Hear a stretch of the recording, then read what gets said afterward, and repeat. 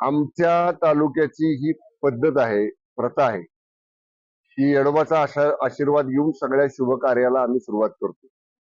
मी 2024च्या विधानसभेच्या निवडणुकीचा प्रचाराचा शुभारंभ सुद्धा लहान प्रमाणात, एवढ्या मोठ्या प्रमाणात नाही, पण लहान प्रमाणात आम्ही इथं क्षेत्र येडोबाला दर्शन घेऊन, येडोबाला नारळ वाढवून इथनं शुभारंभ केला होता.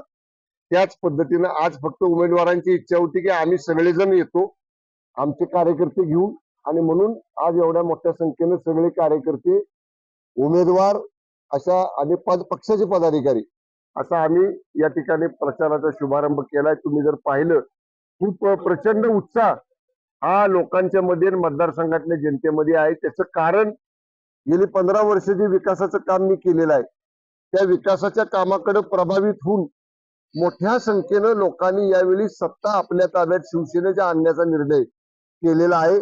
पण तरी सुद्धा आम्ही पूर्ण सावधगिरीने ही निवडणूक लढवतो आहोत.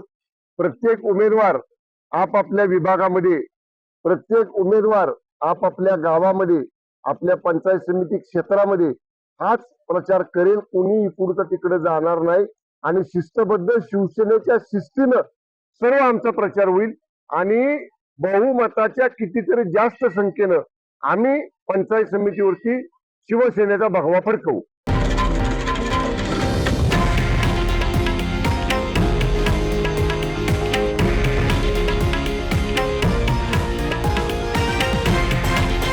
हे आहे देशातील नंबर 1 न्यूज नेटवर्क आणि आपण पाहत आहात TV9 मराठी, एकमेव.